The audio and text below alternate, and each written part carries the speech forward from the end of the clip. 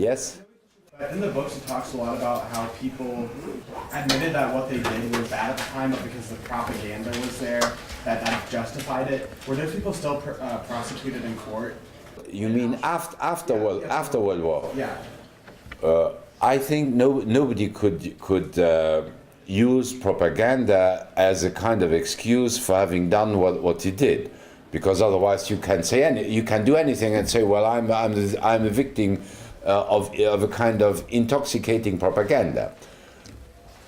The most usually referred to excuse they used was simply, number one, that they ignored what was really going on, or that they said that they were, by their oath of allegiance, they obeyed the orders.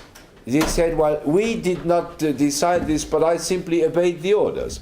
Propaganda, well, they might have used it, but it was never seriously considered as being a valid excuse for having committed crimes or for having done all kinds of wrong things during the Nazi days. No, it was very often they said, particularly as far as concentration and camps were concerned, we didn't know about it, or they said we had to obey, these were the orders. I would like to mention to you, that comes now into my mind as you triggered off this memory of mine. I forgot exactly, but I think it was on the 27th or on the 26th of January 1945 that the Red Army liberated. It was 3 days ago, I think it was 3 days ago, when they celebrated the liberation of the Auschwitz camp. And so special ceremonies were held at the moment of the liberation of Auschwitz. On the other hand, I was surprised because the French TV or the French news mentioned that Poland claimed that they did not have the financial means to maintain Auschwitz operating. In other words, so much in terms of restoration should be done that the Polish state alone did not have the money to do this. But on the other hand, when we visited Auschwitz last time, that was in November last year, at about the same time period when we were there, Germany pledged, gave the insurance that they would contribute to an amount of something like, I do not know, I think at least 60 million euros for the maintenance, for giving this to the Polish administration so that they could initiate the necessary restoration works to maintain the camp. Because the problem is, and that is not only a problem for Auschwitz, that is a problem also for other ruins. It is more difficult to maintain a ruin than to operate a totally restored building, because the ruin is always exposed to the climate, and the climate has, of course, a negative effect on it. Now, when we go to Auschwitz, you will see that 90% of those blockhouses of these installations where the prisoners were kept were removed, were destroyed. But even those who are now still there, they need repair. They need to be overhauled, because if nothing is done, then in 10 or 20 years, even the ruins of the crematoria, which we will see because the Germans blew them up, or other installations, will totally, disintegrate. So, in other words, it is for the Polish state, it is a great financial burden to keep operating Auschwitz as the camp. On the other hand, I must say, and you will see, particularly those of you who plan to go to Dachau or next week to come along to Buchenwald, these other camps in no way are, or even the camp of Hinzert or Struthof, Natzweiler, which is close to Strasbourg, they do not compare to Auschwitz. Auschwitz remains, of all those remnants of this horrible time period of concentration and extermination camps, remains the most impressive, if I may say so, because when you visit the camp, particularly that at a given moment, two months ago, a number of Polish, I'm not even sure that whether they were Polish, criminal or thieves, they did steal this kind of entry, Arbeit macht frei, you know, which was at the main gate when you entered the camp. When we go to Buchenwald, those of you who go with Professor Bacchus, I will also come along because I do something for my musical culture. And I'll say a few words about Buchenwald. Buchenwald has another Nazi formula, which means jedem das Seine, which means to everybody what he deserves. So in Auschwitz, Arbeit macht frei had been stolen. They a few days later, they rediscovered, because I think it was I'm not sure, a Swedish art collector, or he wanted to have this as a kind of memorabilia to keep it in his collection. Ultimately, of course, it was returned, was restored and returned to Auschwitz. Okay, now again, all kinds of reasons were given by those who committed the crimes. What is rather original, and I might say that even beforehand, before we turn to it, the commander, Rudolf Höss, did not. He was discovered ultimately because he tried to. He went into hiding, and then afterwards he tried to get again contact with his wife, and it was the British intelligence agency.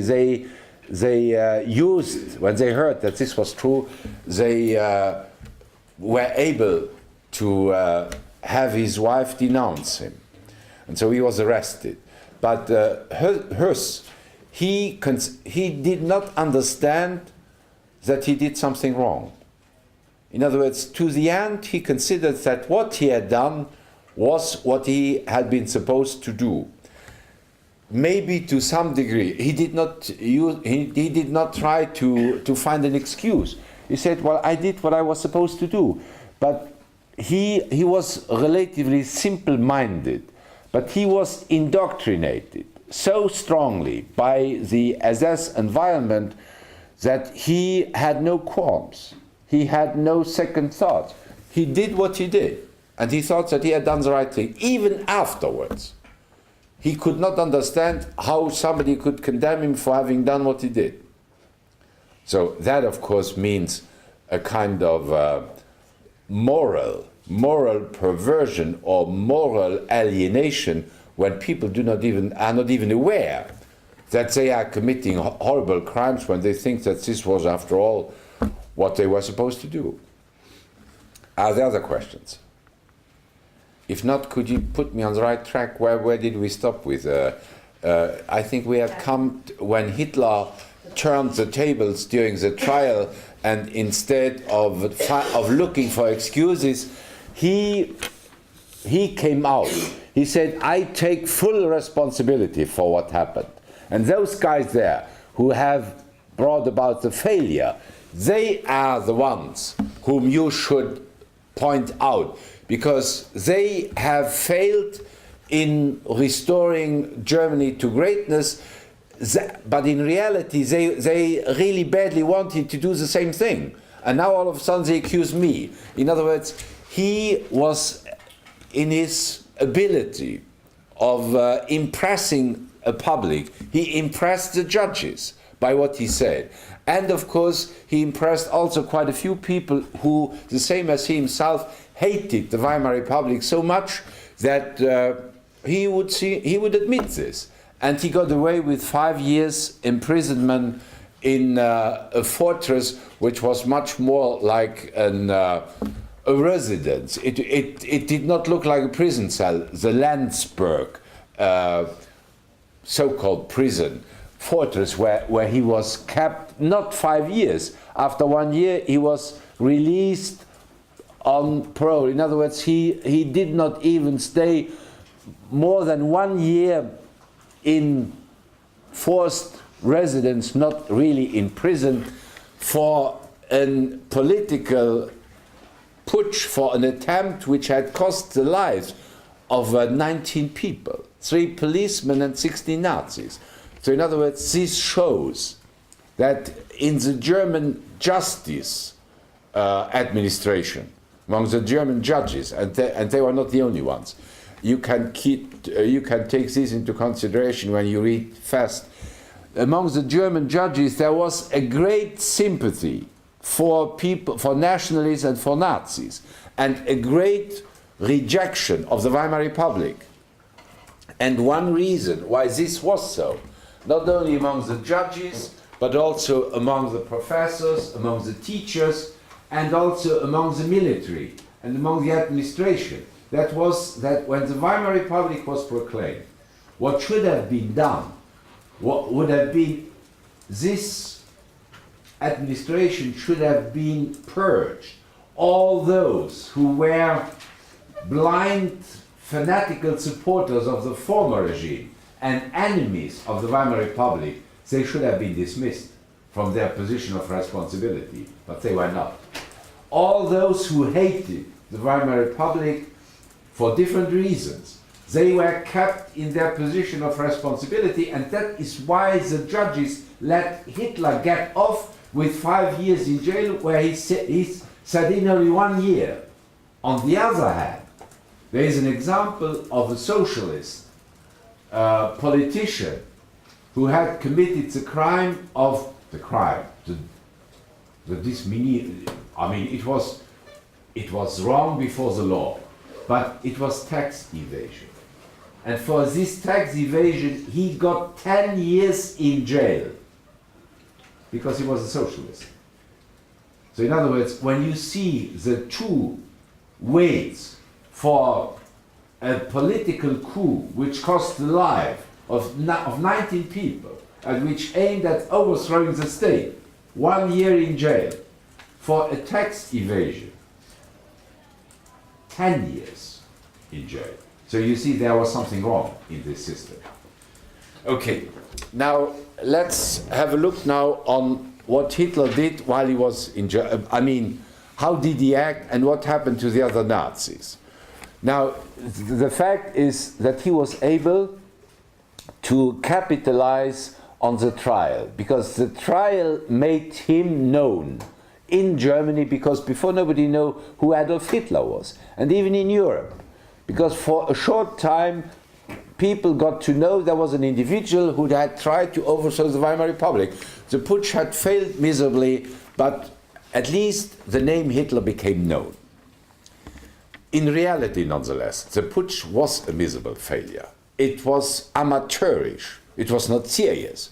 When you try to seize power, then you have to prepare this much more thoroughly and in depth, and not decide on a given moment, now I'll break into the meeting of the nationalists and force them at gunpoint to march against Berlin. This was a little bit crazy. And so in other words, it was a failure. And Hitler did not try, after the failed putsch, to save what could be saved of his party. Because after all, despite the fact that he had failed, there was a party which had several thousand members. And there were the SE, which had at least 15,000 members, belonged to the so-called brown shirts. So normally somebody responsible would have tried, well, what will happen now to the party, or what will happen to the SE while I am in jail? In other words, it would have been a natural reaction if he had tried to find somebody who would attack a caretaker for his party and for the SA. Hitler did not. He categorically refused to name somebody who should take care of the party of the SA while he was in jail. In other words, he simply accepted the fact that these organizations would simply disintegrate, that they would break apart. And this is a typical attitude of Hitler, which we will see even later. When he was the loser, when he was out, he did not care for what would happen to those whom he had mobilized, neither for the party nor for the SA. And we have the same attitude on a much higher scale, but in a very similar moral, I would say, cowardice or moral nihilism, not caring of what happened to those whom he had mobilized. And that was at the end of the war. When the war was lost, and this became evident already, not just in April 1945, just before he committed suicide. This became evident. He did not care for what would happen to Germany or for what would happen to the German people. For him, the German people, they had failed, they had disappointed him, they should pay for it. He did not move a finger to alleviate, to save what could be saved. Unlike Speer. Speer, a little bit late, tried to save what could be saved, because he was aware that Germany would survive even Hitler and even the Nazi regime, and that something had to be done with it. No, that it was pure nihilism and cynicism. He did not care. In other words, the only thing he was totally concentrated on himself and not caring for anybody else. Now, this being said, what happened now? Just a few words. You find that in Fest, Göring went abroad to Sweden, where he spent months to heal his wounds. Röhm was a little bit lost. He did not know what to do. Hitler did not get into contact with him, so ultimately Röhm followed a call by a South American dictator of German background in Bolivia, who called upon him to come and be a military advisor to train the Bolivian army, or to, in other words, he left for 5 years. And the others also dispersed without caring a little bit of what to do. But Hitler, what did he now do during this 1 year in captivity? First, he was able to act freely. He was able to receive visitors, and he considered that this was a time that he could take advantage of by writing a book, because that is what he needed on his record. Most politicians or most eminent political leaders had become famous also because they published books. And that was true for his contemporaries. That was true for Lenin. It was even to some degree true for Stalin. So while he was in jail, he then decided that he would dictate a book. And this book has become famous. Meanwhile, it had a long title. I do not even know anymore what the full title was, but it is known in history as Mein Kampf. That is a part of a long phrase, which was the original title, Mein Kampf, My Struggle. And this book has about 500 pages, roughly speaking. It is written in an impossible, redundant, unreadable, undigested style. It would never have sold, it would never be known, had Hitler not ultimately come to power and looked to it that this book became one of the most popular editions and was sold by millions of volumes.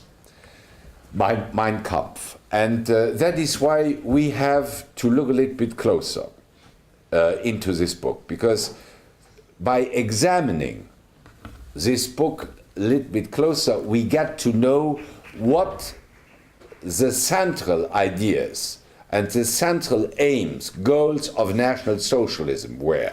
Not when we look on the program, which had been written before, which he introduced in 1920 in order to attract a following, particularly at the moment of elections.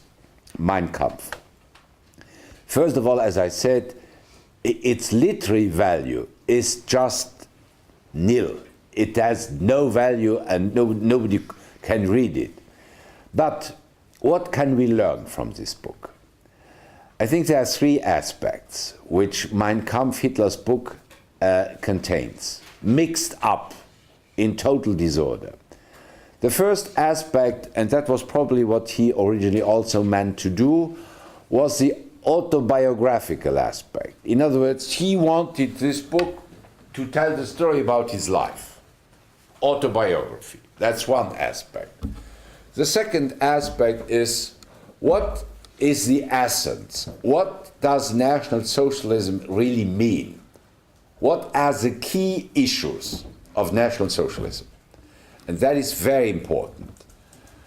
And then the third one is Hitler's, I should say, Hitler's hobby, or let's say his great predilection, propaganda. Because in this book, he speaks about the importance of mobilizing masses, of making propaganda. So in other words, it is a book where it comes out with recipes of propaganda. Now, let's take these three facets one by one and see what we can do with it. First, the autobiographical aspect. In other words, he allegedly tells the story of his life. The truth is, nonetheless, that he does not tell the true story of his life. No. He tells a story how he wished the readers would look upon his life. But as the Germans say, there is much more Dichtung, that is poetry or fiction, than Wahrheit, than reality, than truth. So in other words, we cannot rely on what he is telling us, because it does not correspond to the reality. So what we can learn from this is his attempt at make-believe. He wanted to describe a man in his ideal vision, but not in the reality on how he really lived. So psychologically, or in terms of psychiatry, psychoanalysis, we can learn something from it, but not the facts, not what really happened. So in other words, the only elements which we can verify, which we can check, is what the contemporaries, his contemporaries who knew him well, what they say. That is to some degree reliable information, but not what he says about himself about his life. So in other words, we can totally disregard it as a valuable autobiographical source of the true Hitler. The second aspect is much more important, because we find out what his ideas were and where he got his ideas, particularly in Vienna. And so we then understand that there are two key ideas in Hitler's brain, in Hitler's mind, what he meant by National Socialism. The two key ideas were, on the one side, conquest of living space. That is, Hitler, as a racialist, was convinced that the Aryan people, that is the Germans, they are the pure Aryan race, what Hitler understood by race, that Germany and the Germans could only thrive and fulfill the historical mission for which they existed if they had a greater space. He considered that continental people who had vast space that they could develop and become strong and prevail, like, for instance, continental powers like the United States or like China or others. This was the size of a territory which the Aryans had to conquer in order to fulfill their mission. That's one thing.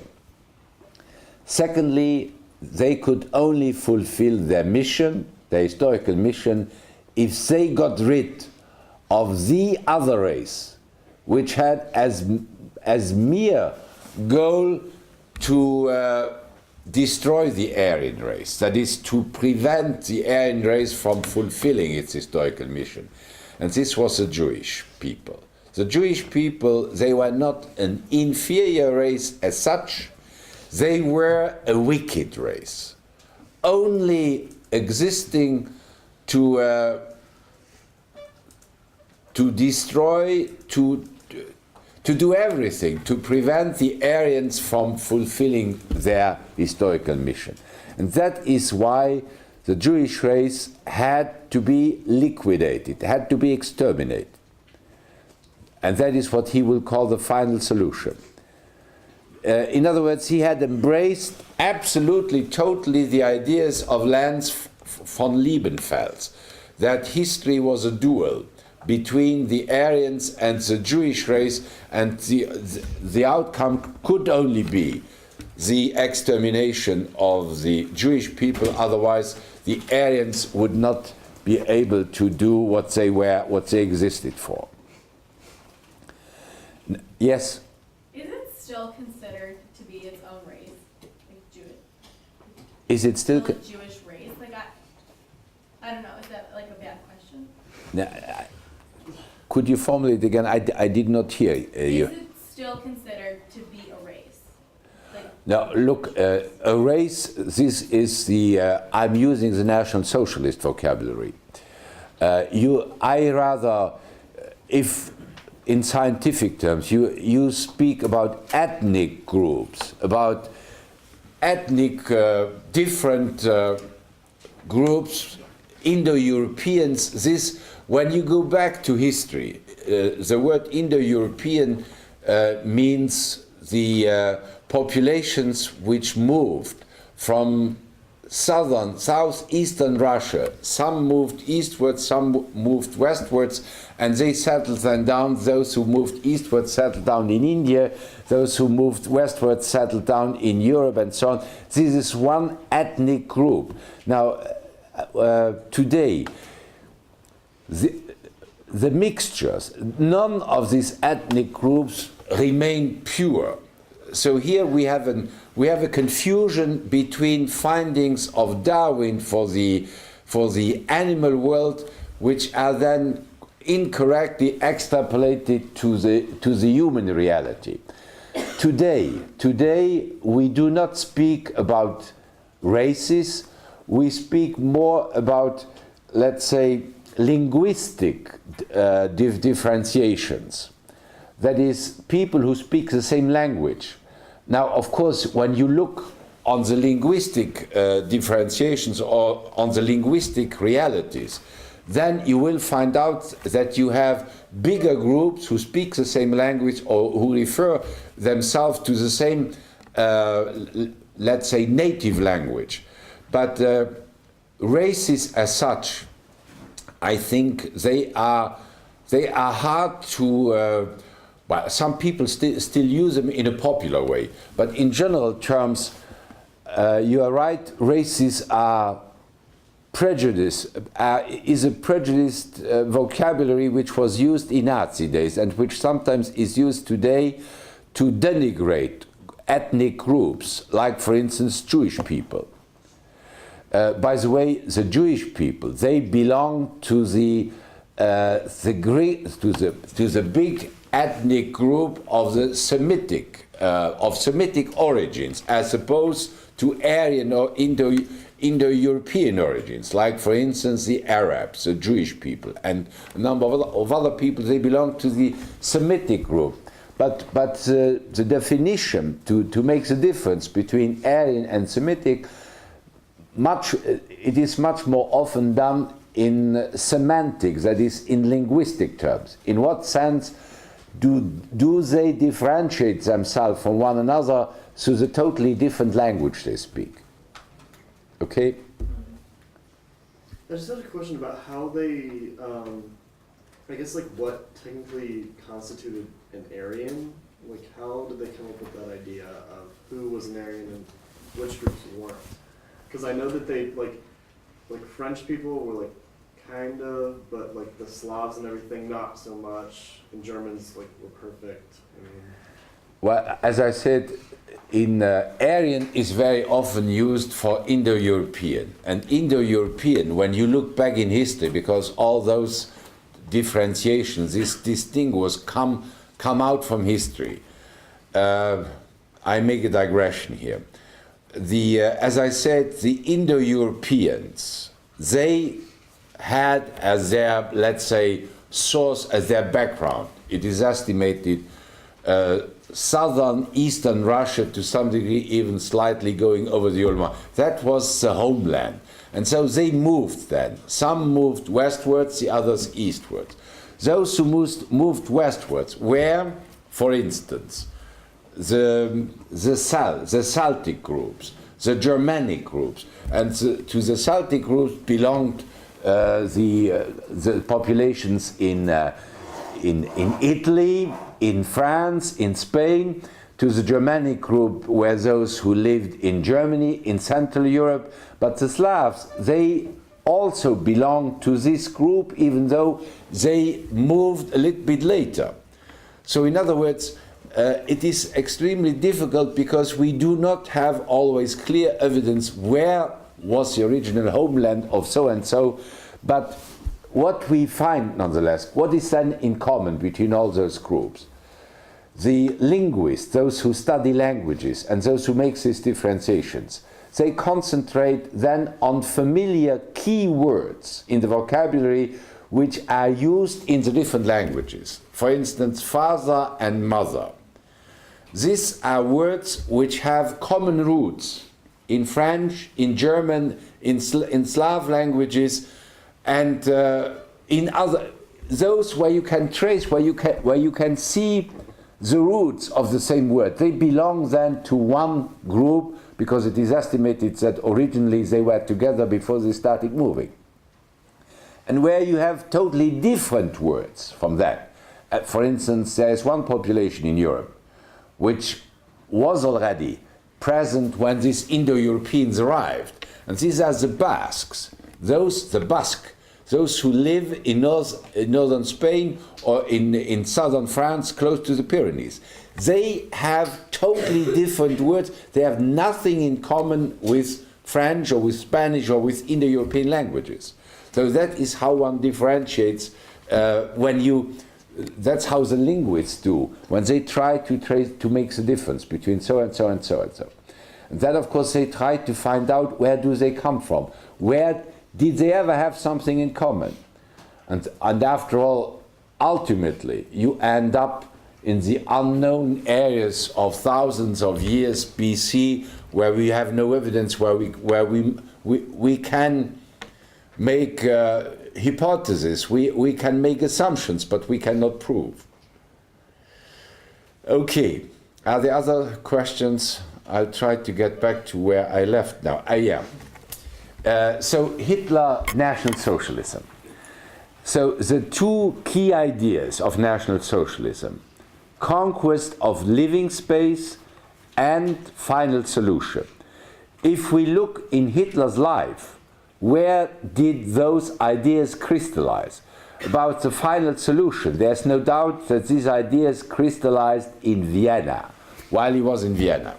Now, the conquest of living space, that is, maybe there might have been some original ideas in Vienna, but they materialized at the end of World War I and in the years following, that he ultimately got this idea that living space should be conquered at the expense of Russia, of the Soviet Union. So in other words, let's take first the final solution. Hitler viewed mankind as different races, whatever this concept, as debatable as it is. It is a translation, a transposition of an animal reality, races. Now, there is one superior race, that's the Aryan race. And the Aryan race has its purest implementation in the Germans. The Germans are pure Aryans. And that's why they are superior to all the others. Now, the Germans had nonetheless neighbors who were cousins, whom they considered as cousins close to them, and whom they respected. And these were the British and the Scandinavians. Scandinavians and British were like cousins to the Germans. And that's why they were not denigrated, they were accepted, but nonetheless, on the top level were the Germans. Then, yes. Why do they not include the French in that like cousin level? I mean, they're pretty close, right? I'll try to answer your question. The French, the Spanish, the Italians, they were an inferior race. They had their time of superiority in the days of the Romans, but they are decadent. Inferior, but no, they are a decadent race. Their times of glory was over. They had their chance in history, that was gone. The only exception, he admitted that they were undergoing a process of rejuvenation or restoration, were the Italians. The Italians had entered, since Mussolini, since the fascists were in power, the Italians were revigorating themselves from their, let's say, century-old decadence. But the Latins, the French, they were on their way down, decadent race.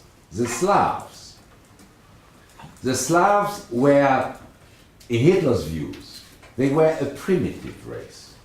They were inferior to the Germans. They were primitive, and Hitler was, of course, full of prejudice, because he accused the Slavs of never having produced any kind of cultural value. They did not produce great, they were primitive. And so he treated them with contempt.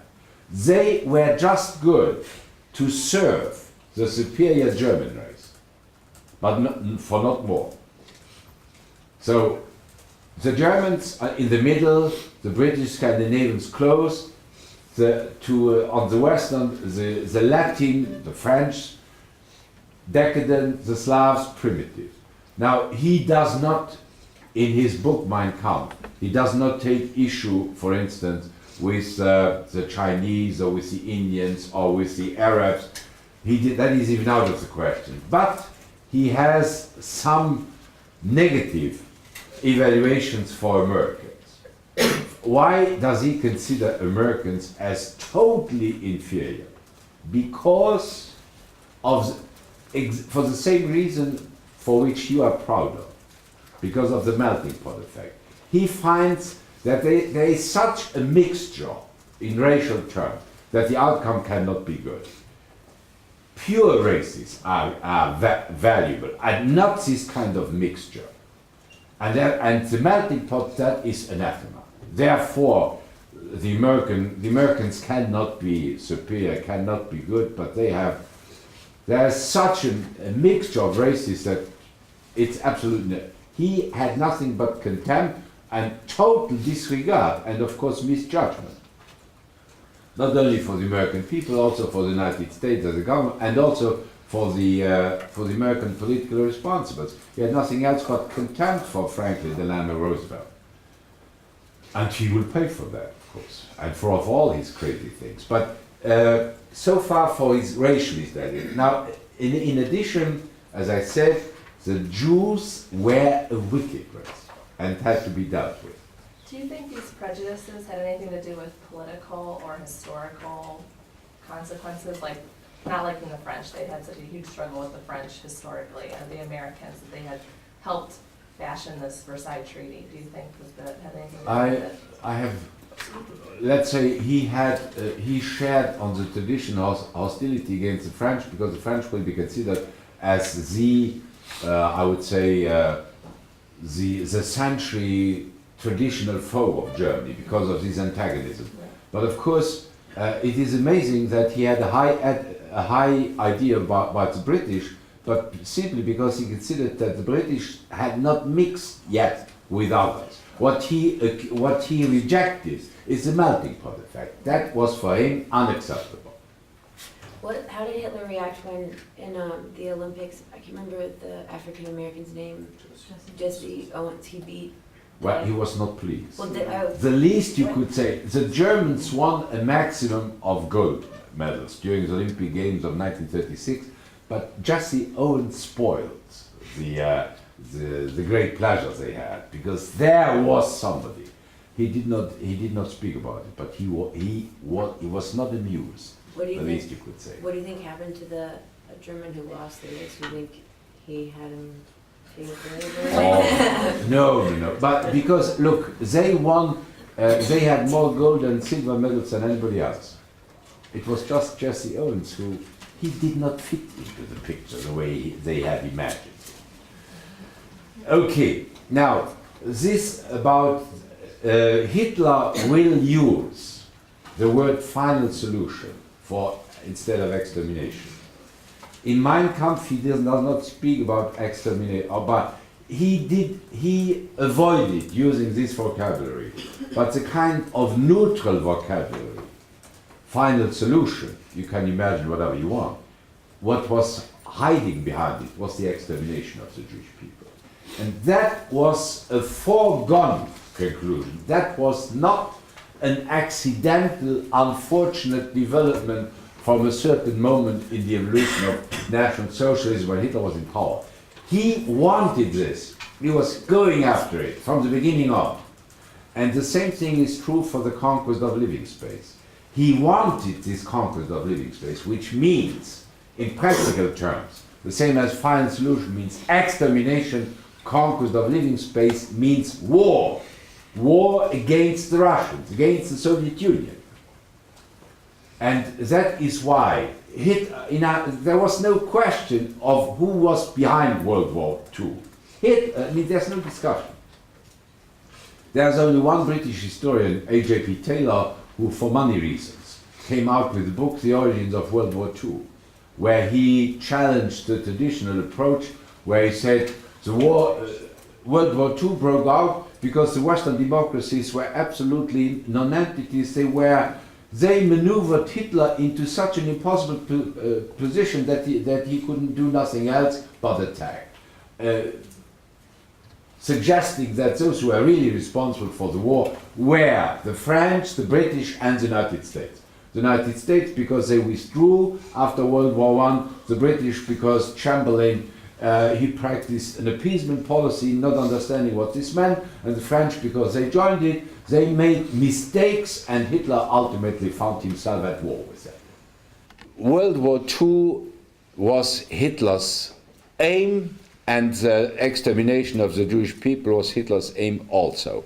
And he pursued these two aims in a parallel way. From 1933 on, when we examine his evolution, he moved step by step closer to the war and closer to the final solution. The two were intimately linked with one another. Did he have a specific, region that he was planning for his conquest of living space? Was it going to be the Soviet Union, or was it all of Eastern Europe? It was essentially, he would have dominated also, of course, the countries laying before the Soviet Union, but it was essentially Russia. It was the Russian territory. Yes? What did he think about the Russian race? He considered he had contempt for the Russians for two reasons. Number one was the Russians were Slavs, and the Slavs were an inferior race, they were primitive. That's the first thing. Then the Soviet Union, communism. Who were the communists? He considered that the communists, that the men in the Kremlin were of Jewish background. In other words, this was the Soviet Union was a Jewish state. It was of course in total disregard on the reality. But communism, he was against Marxism, and because some of Lenin's companions, whom Stalin eliminated later on, Trotsky, Zinoviev, Kamenev. They were of Jewish origins. So he considered that the Soviet regime was nothing else but a kind of Jewish regime. He would also consider that in London or in Washington, those who had the saying, in London it was a city, who were those behind? They were Jewish bankers.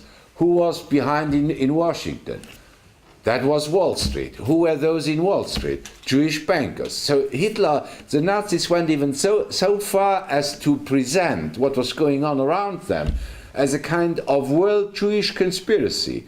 In Russia, there were the Jewish communists. In London, the Jewish bankers. In New York, the same. It is in total disregard of the reality, but that is how he looked upon all this. Yes? If like Hitler's plan actually did work, was he thinking that he was gonna exterminating the Slavs as well, since he wanted to expand into like Russia?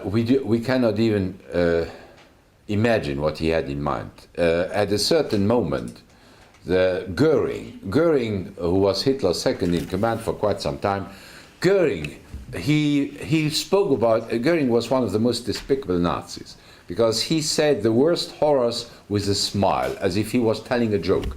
So he said, well, what will we do? We will kick them out, the Russians. We will force them over the Urals. And of course, in this process, millions will die. Then he had in mind of killing off the male population and keeping women still alive, and then sending in, he said, the SS stallions, so that they would reproduce a new race. There are no bounds to human horror, not only on the ground, in reality, but also in the imagination of Nazi people. That is what Goering said. Hitler would not say this, but they certainly had in mind that the Russians, to some degree, would be exterminated. To another degree, they would be kicked over into Siberia on the other side of the Urals, and those who would remain behind would be the slaves, would be the slaves of the superior race. That is how the Nazis imagined what would happen when the war would be over. But on the other side, let me nonetheless say this too. On the other side, there were among the Nazis people like Bormann, who has also a chapter in Fest, and one or the other also top Nazis. They had in mind, after they would have applied the final solution to the Jewish people, to extend this final solution to the Christians. Because after all, Jesus Christ was of Jewish background, so his religion is originated also from this Jewish background. So they might have, so they could not afford to speak about this, but there were certainly ideas that the final solution could also apply to the Christian religions altogether, because they were of Jewish background. Were any of them Christian? I mean, I thought Hitler was supposed to be. Hitler was, in all probability, an atheist or an agnostic. He would not speak about. He avoided speaking negatively about Catholics or about Protestant, because he had his German people were halfway Protestant, halfway Catholic. So he avoided taking them head on. Now let's come back to the final solution. So for the final solution is a vocabulary which clearly meant that extermination would be the fate of the Jewish people when the Nazis would come to power. And not only in Germany, but European-wide. Because when you read in Himmler and in Heydrich, the chapters in Fest, you will see that they had made a statistical record that there were 11 million Jewish people. And that is 11, including also those who lived in England and in the United States, that they all had to be submitted to the final solution. Now, so far for that, the conquest of living space now. And here we learn a lot of interesting things about how Hitler imagined that this would happen. Here you see that Hitler lacked a solid historical background. a solid study of history. Because in Hitler's view, the situation would be the following. When he looked upon the European background, he considered that Germany had three neighbors, three direct neighbors: England, France, and Italy. England, after all, the British were cousins. So Hitler considered that if Germany abstained from rivaling with England in naval terms and in colonial terms, if the Germans abstained from building up a strong navy, as they had done in World War I, and if they let the British have their colonies, then the British would give them a free hand on the European continent. And that was, of course, a big mistake, because had he known his history, he would have known that the British did always intervene on the continent when they saw that one continental power was growing too strong. The British reacted against Philip II of Spain, they reacted against Louis XIV, they reacted against Napoleon, and they reacted again against William II, when Germany before World War I was becoming too strong. Hitler imagined that if he let the British do what they wanted in naval and in colonial terms, that he would have a free hand. So in other words, he never considered that he would face one day a war with Great Britain. That is why he was taken totally by surprise in 1940 or 1939. That is one thing. The French, on the contrary, the French were the historical traditional enemy. The French would always be against it. There was no way that the French would be friendly. They were the enemy.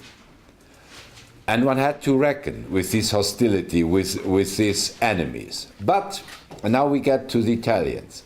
The Italians, since Mussolini was in power, the Italians did undergo a process of rejuvenation, of revigoration.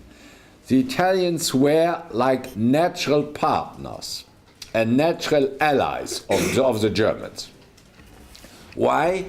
Because the Italians, they had their living space. That was the Mediterranean. And Mussolini would even speak about it. The Mussolini considered himself as the heir of the Romans, that the Italians would expand in the Mediterranean. The Germans were not interested in that. So in other words, there was no conflict possible with Italy. On the contrary, the Italians would keep the French quiet. The French could not dare to attack Germany because Italy would take advantage of such a move by attacking the French. Because the French and the Italians, they were rivals. They were neighbors and they were rivals as far as the Mediterranean would be concerned. So in other words, the Italians would neutralize the French, would keep the French quiet, so that Hitler would have a free hand in his move eastwards, conquest of living space. Now, before this conquest of living space could be started for good, first 3 preliminary moves had to be done. These 3 preliminary moves were Czechoslovakia, Austria, and Poland. In other words, 3 states which to some degree owed their existence to the peace treaties which were signed after World War I, after the German defeat, to the Versailles Peace Treaty. Now, Hitler considered that Czechoslovakia was an artificial creation, essentially by the French. When you look today, Czechoslovakia, the Czech Republic and the Slovak Republic, they are, even if you put them side by side, they are smaller than what Czechoslovakia was after World War I. Because the eastern part, Ruthenia, has been lost, was taken over later, at a later date, by the Russians. This would be today part of the Ukraine. But Hitler considered that this was done purposely to be a wedge, like a wedge on the flank of Germany. In other words, a state created purposely to weaken, to be like a painful wedge in the German body. And that is why Czechoslovakia had to be destroyed. For Hitler, there was no question Czechoslovakia had to be destroyed. That was the first preliminary. The second one, Austria. Austria, Hitler considered, was an artificial country because the Austrians were not allowed to join Germany after World War I, so the Austrians had to be brought back home. They had to be annexed. They used the word Anschluss, which is a German word for annexation. Poland had to agree on border corrections with Germany. Hitler was not, in the first place, fundamentally hostile to Poland, even though the Poles were Slavs. This has to do with Hitler's Austrian background.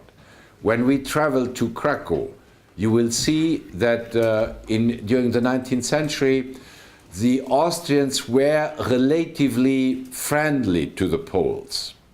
And the Poles were not anti-Austrian that much.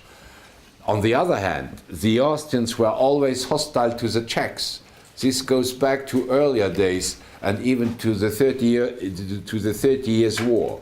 So altogether, Hitler considered that the Poles had to turn back a number of territories which they had annexed in the wake of World War I, where German populations had been living, or which had divided Germany in two, particularly the corridor, that is this land, this territory which was located between the bulk of Germany to the west and the small German territory to the east.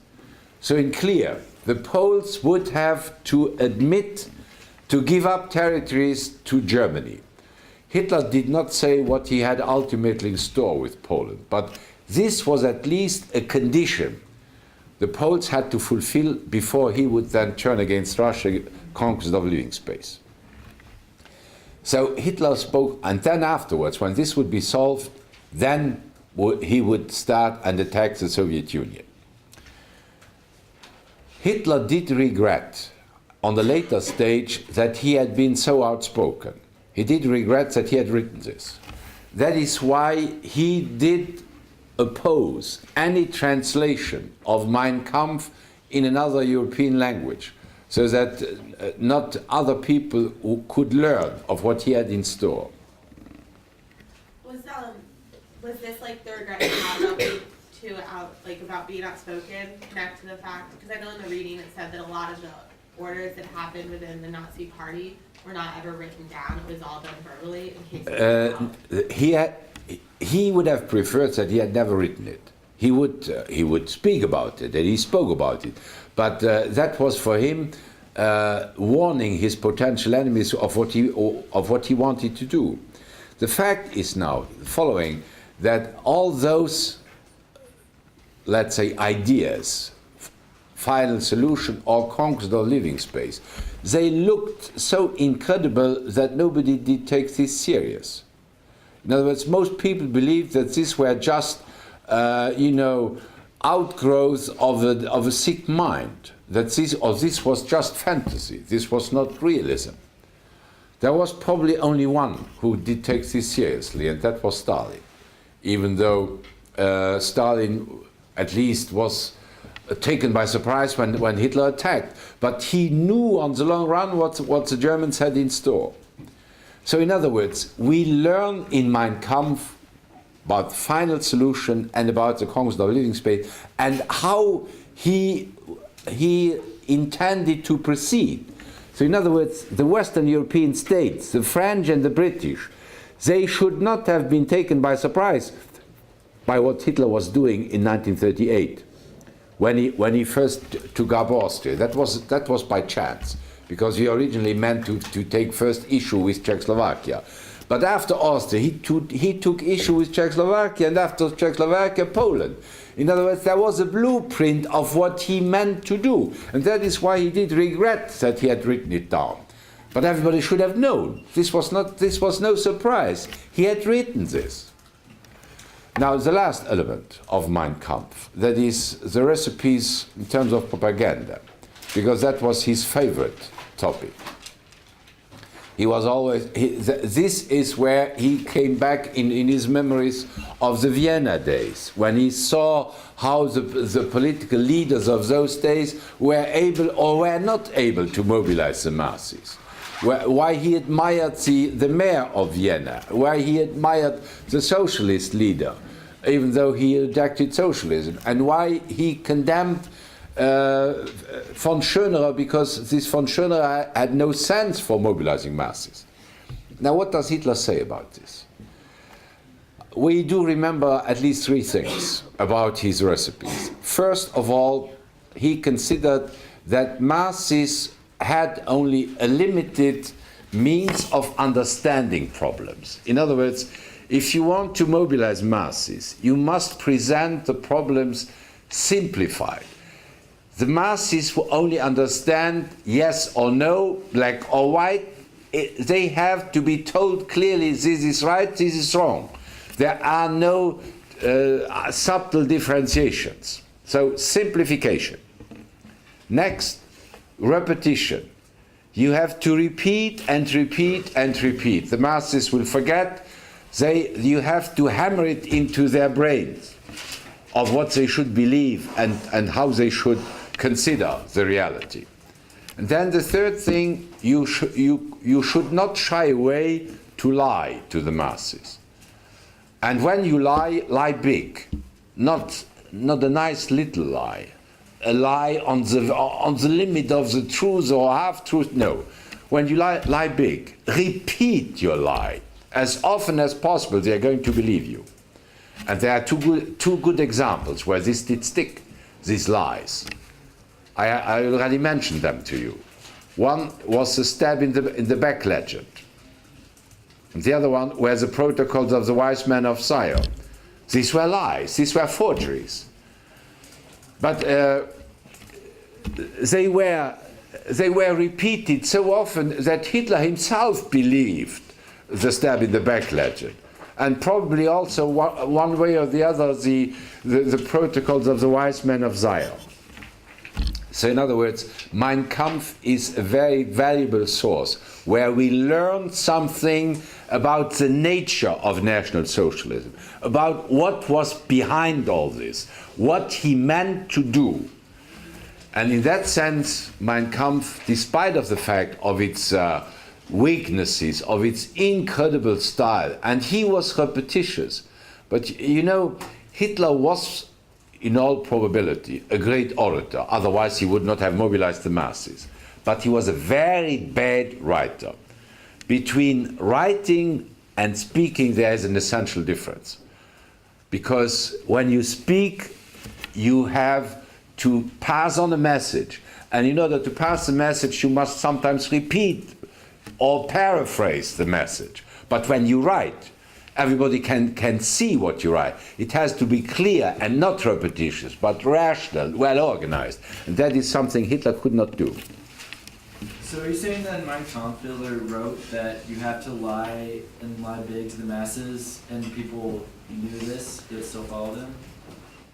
Well, no, people did not know that they were lies. People would take your lies for the truth. Didn't he write that in Mein Kampf, that you had to lie to the masses?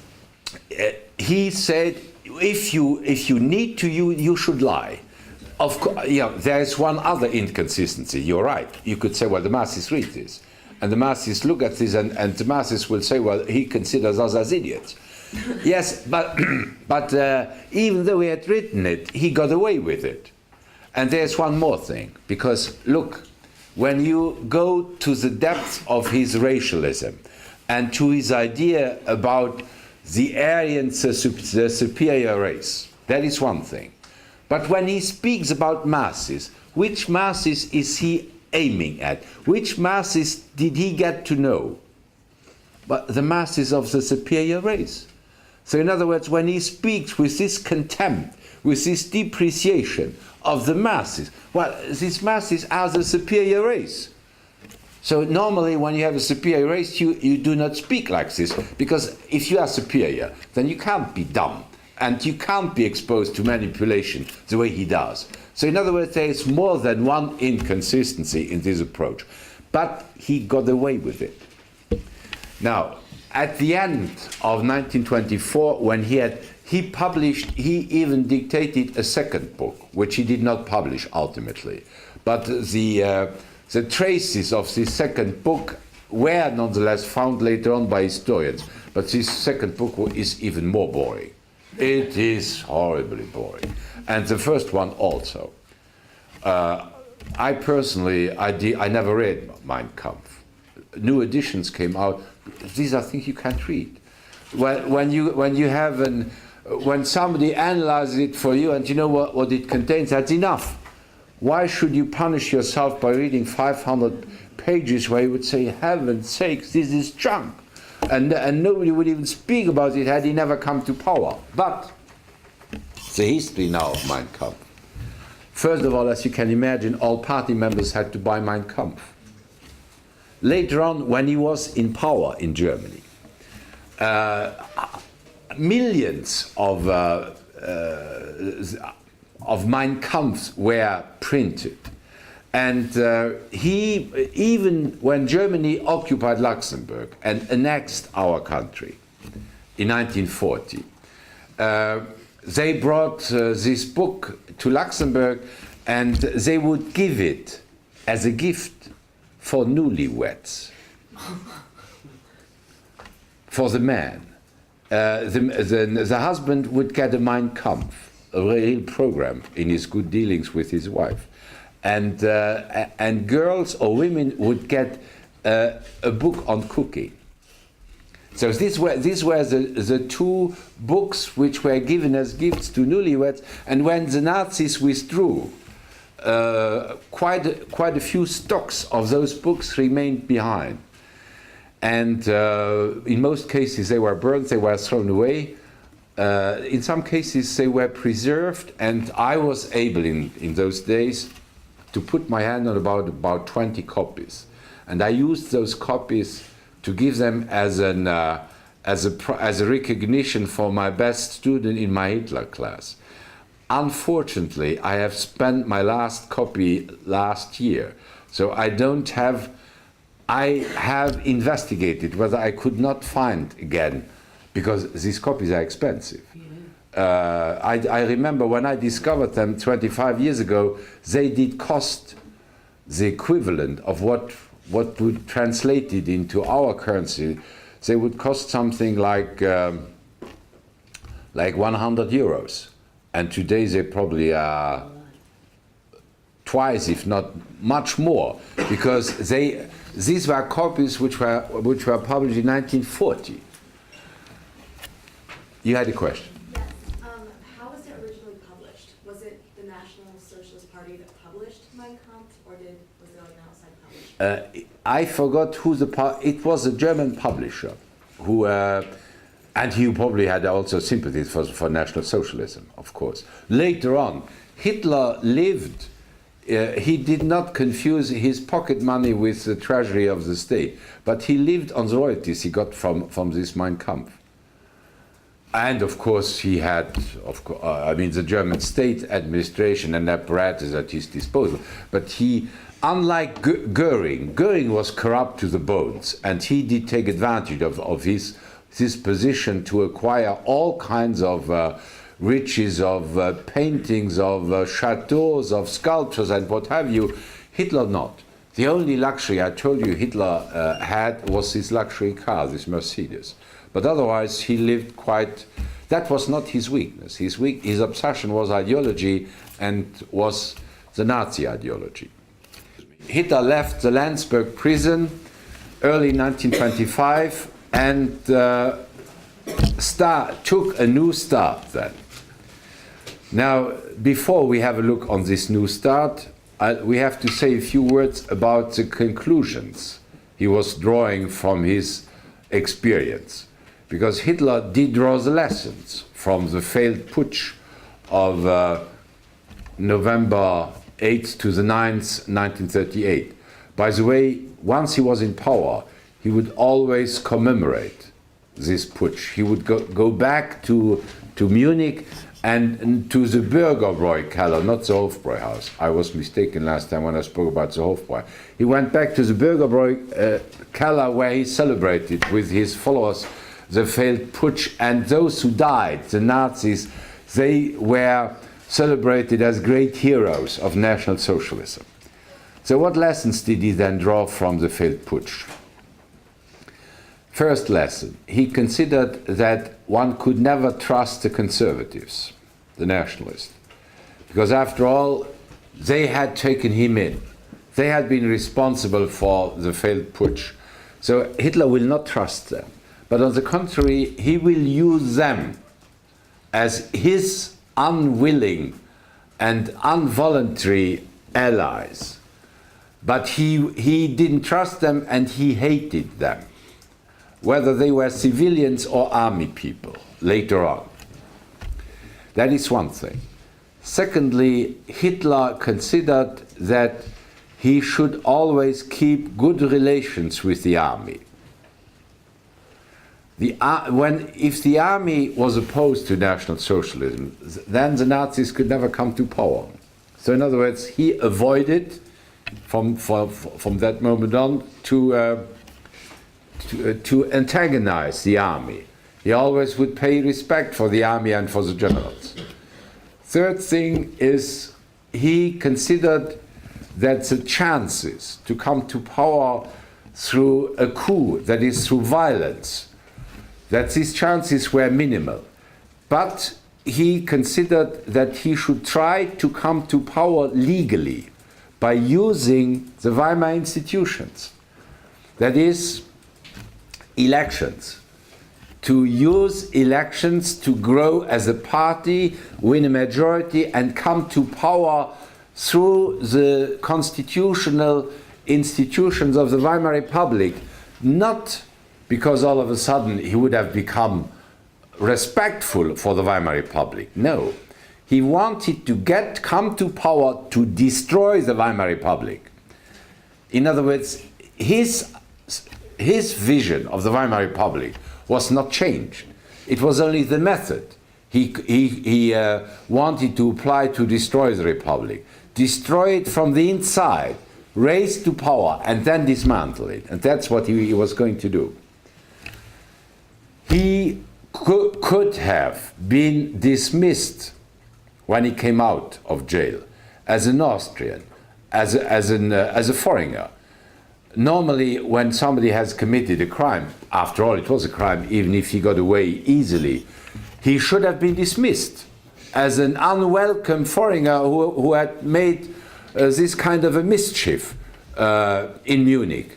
But he could count on the complicity and on the sympathy of judges and of higher officials in the Justice Department. In Munich, they did not remove him. They let him there. He was only told that he should abstain from making public meetings, public speeches for the time being. So in other words, limitations were put on his political activity, but not on his presence in Germany. He could stay there.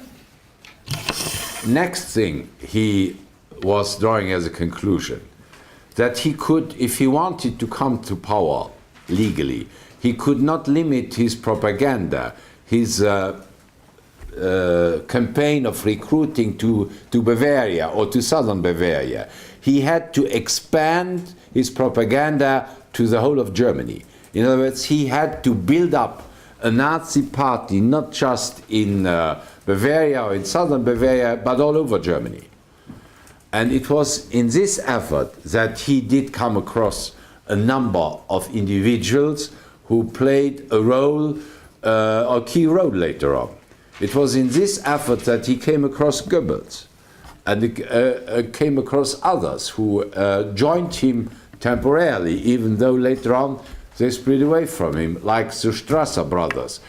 Goebbels and the Strasser brothers came from northern Germany, that is from the Berlin area. Hitler also considered that he had only a chance to prevail if he had advisors in the different areas which were decisive in the functioning of the German state. In other words, if he had practically an alternative, what will later on be called in our democratic tradition a shadow cabinet. That is, a number of advisors who would occupy key positions, let's say in the area of foreign policy, in the area of the economy, in the area of social insurances, if he could use specialists immediately once he would come to power. So in other words, he surrounded himself then with individuals who had an expertise in the different areas of, let's say, government management. In addition, Hitler would favor the creation of Nazi organizations in cultural, professional, and in social fields. In other words, he tried to set up a Nazi law organization. That the lawyers, there should be Nazi lawyers, there should be Nazi doctors, Nazi professors, Nazi students, Nazi workers. So he tried in the whole civil society to create Nazi organizations so that he could influence these areas and later on use these Nazi organizations to set up a totalitarian state. Because he was not only interested in taking over political control of the country, he wanted to have total control, like Lenin and Stalin in Russia, or like Mussolini in Italy. In other words, he aimed at preparing a totalitarian state. And in order to achieve this later on, he created these Nazi organizations in the professional, educational, economic and social areas. Nonetheless, he started launching his new attempt to reach power at the moment when the political situation in Germany was not favorable for the Nazis. In other words, when Hitler came out and restarted his activity, it looked as if the Weimar Republic had ultimately found, let's say, a quiet, serene evolution, that if normal days ultimately had come. And of course, Hitler's movement could only thrive in an emergency situation. So this kind of apparent normalcy of the Weimar Republic was at first sight not favorable for the evolution, for the spreading of National Socialism, and for the growth of the National Socialist Party.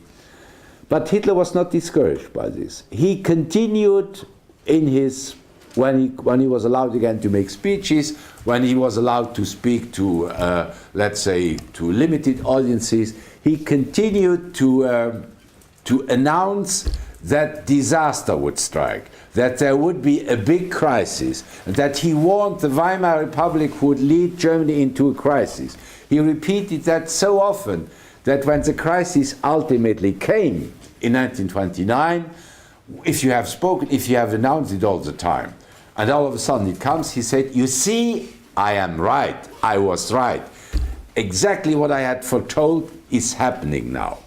So in that sense, he, despite of unfavorable conditions, at least at first sight, he continued to believe that he would get a chance.